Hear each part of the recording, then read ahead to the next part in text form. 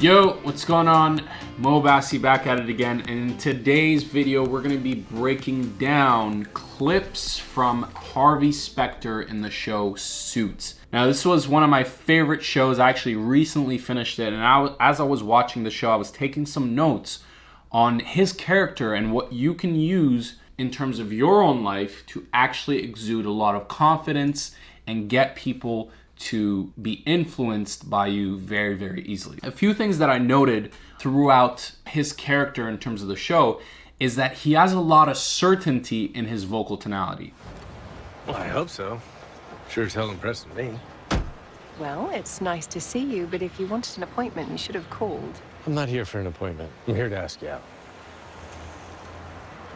You're serious? I'm doing a lot of thinking lately. Harvey. Please, let me finish. Things have changed since the last time I saw you. I'm not the same man that I was. I made peace with my family. I got my old associate back. And as of this morning, I'm the head of my firm. And when I thought of sharing that with someone,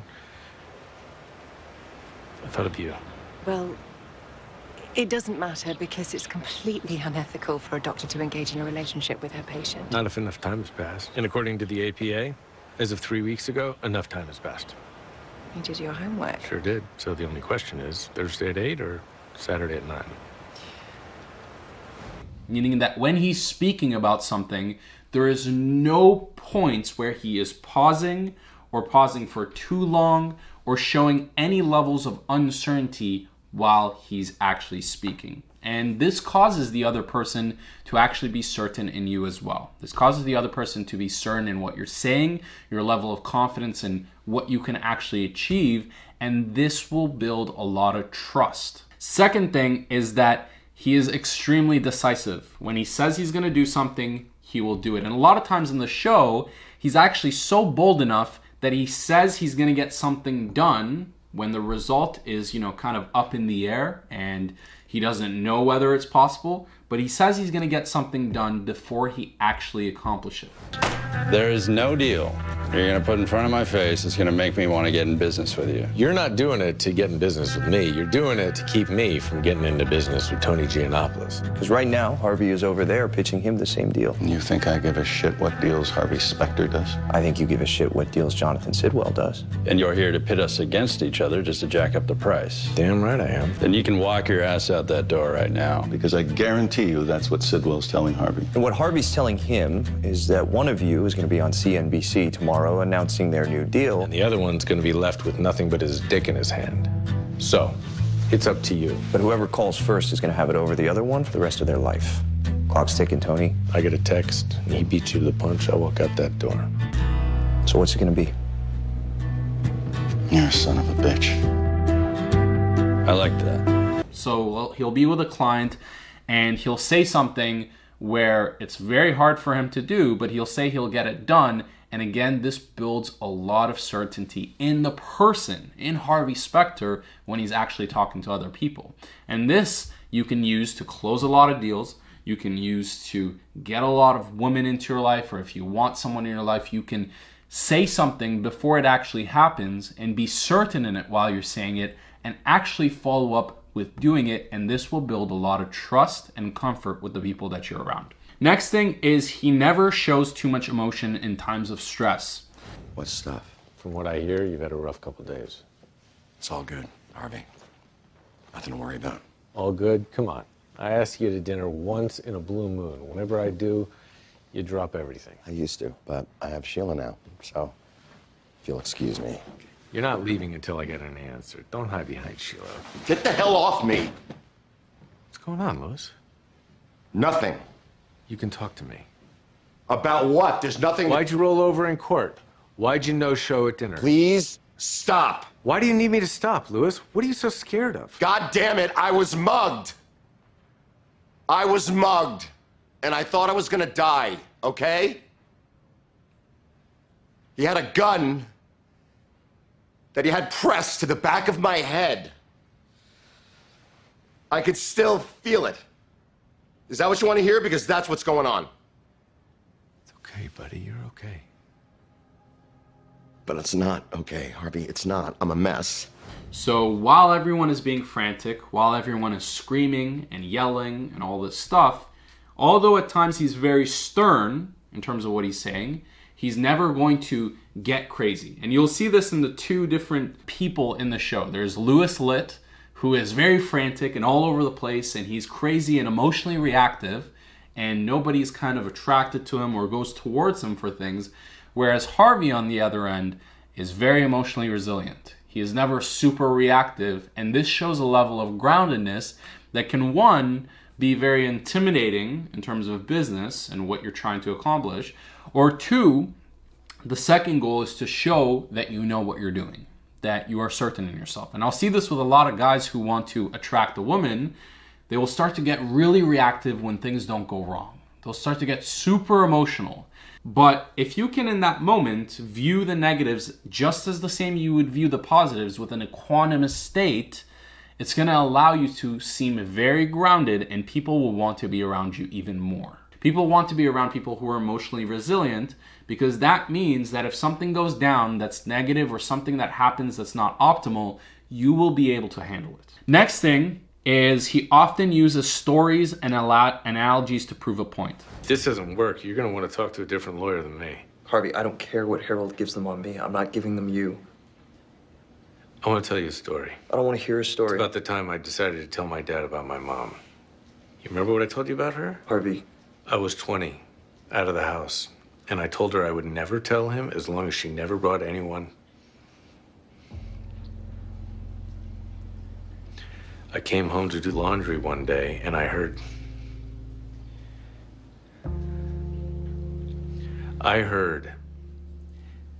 and then I saw, and I told him that night.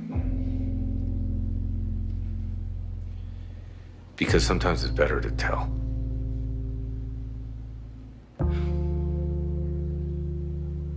She deserved that. So do I.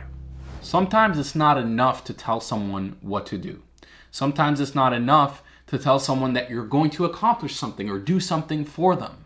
Sometimes you have to use analogies and metaphors to get them to envision the picture, get them to paint a picture in their own heads of what it actually is. It makes it more concrete in terms of the points that you're trying to come across, or something that you're trying to do, or influence someone or persuade someone to do something. It makes it that much easier. So in the show, you'll actually see him using stories and analogies and metaphors often to prove a point that is there. Next is oftentimes, if he's trying to be intimidating, if he's trying to persuade someone to do something, he'll use this as a last tactic where he'll get in someone's face and he'll actually look down at their face, but his eyes are still staying up.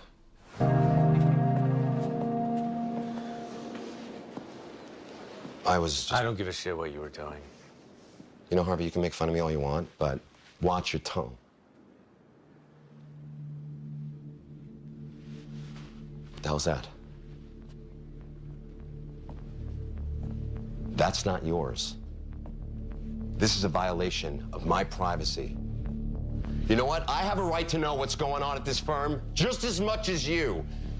Okay. Just tell Jessica. There's gonna come a day, Louis, when I need something from you. And when I do, you're gonna remember that I let this pass. Daniel Hardman is not the answer. You owe me.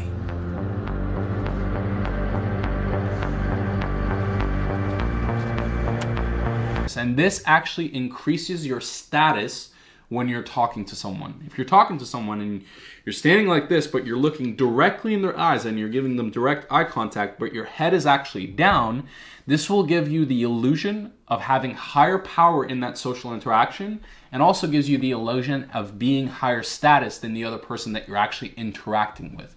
And this is all happening on a subconscious level for yourself. You'll actually feel that way. And also for the person that you're actually talking to. Next thing that I absolutely love about Harvey Specter in the show is he sets standards. You see it how you want to see it. But if you can't figure out a way to make Jonathan stay, you'll be the one who's gone. Tony, I'm gonna fix this, but let's get one thing clear. I'm not like the other lawyers you've burned through. So the next time you go stomping around like a 4-year-old throwing tantrums with me, I'll be the one getting rid of you. you'll see him setting standards and he'll follow up with it. Okay, he doesn't deal with bullshit. He doesn't deal with someone telling him what to do. He lives life through autonomy. Okay, he has a set standards of how he wants to live his life, how he wants to communicate with people, and also how he wants other people to communicate with him, and he will make those standards known. He will communicate it in a very effective manner to tell you, this is how shit is going down. And I think guys don't do this enough with women. Okay, they'll go up to a woman and she'll either be super negative or she'll do something that crosses a line, and they'll just laugh and they'll be reactive and they'll be like, oh, everything is fine and dandy here. But no, you should in that moment set a standard. You should in that moment let the person know, whether it's a woman or whether you're trying to communicate with someone, if it's a client, whatever it is, what exactly your way of communication is, how you want them to communicate with you, and what they should expect from you and what you expect from them. Okay, and when you set the standard with people, you'll actually get rid of the people in your life that are of no good to you, and you'll attract the people in your life who are going to be able to follow that standard, and through this, you'll live a life of autonomy. Last but not least is he will always do things from a place of loyalty and integrity first. What do you want, Gallo? I already have what I want, which is knowing that every time your phone rings, you're gonna ask yourself, is this the call where you find out that the guy who's in here for you is never coming out? Listen to me, you son of a bitch. You think I can't hurt you in here? I'll put a goddamn bounty on your head. I'll pay him whatever it takes to break your legs. And if that doesn't work, I'll wait till you get out and I'll kill you myself. So unless you want that to happen, don't you ever even look at Mike Ross again.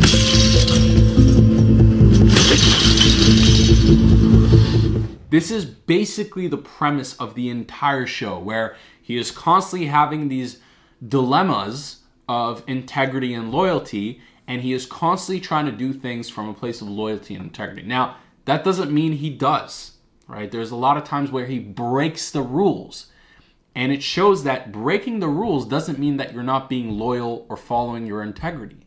Sometimes breaking the rules is a part of being loyal and following your integrity. So a lot of times he'll break these rules, but his main focus is, how can I be loyal to the people who are loyal to me, and how can I follow my integrity and my beliefs? This is one of the highest, most attractive values that you can personally have as a man in today's world.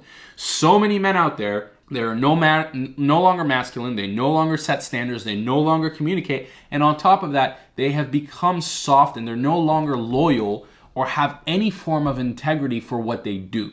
And when you can show that you are loyal, when you can show that you have integrity, this will attract the opportunities, the money, the income, the woman that you want around you, and it will make sure that it's attracting the same people as well, people who value loyalty and people who value integrity. So that's pretty much it. Let's go over all of these things. Certainty in his vocal tonality. He is very decisive. He is not emotionally reactive and very grounded.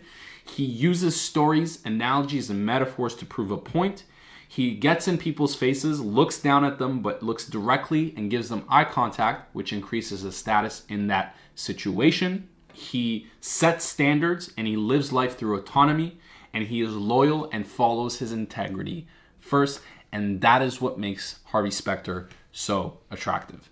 Hopefully you liked this video. If you did, make sure to click that subscribe button. Now, if you're watching this video and wondering, how do I become more higher value? How do I become the guy like Harvey Specter?